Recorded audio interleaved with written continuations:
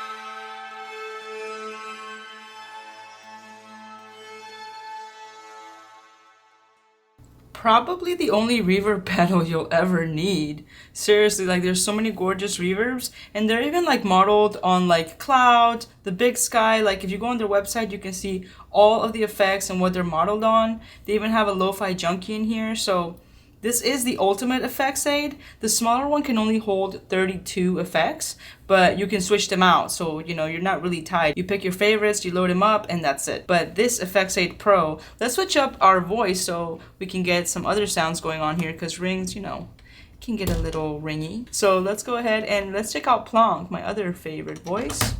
Going to go out of that into here. And we're gonna go mono out. Right, find a good sound on here, make a new sequence, maybe switch up our scale.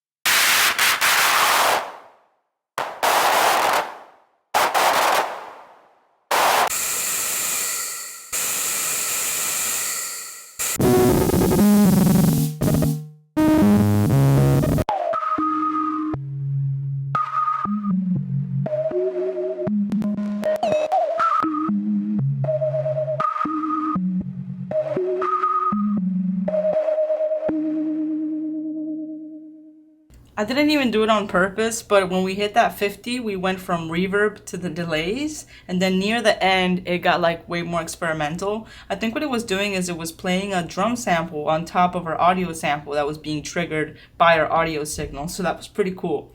100 is low junky, which sounds really good. I think we should switch up our voice one more time. Let's try the morphogene. Let's see what's on here.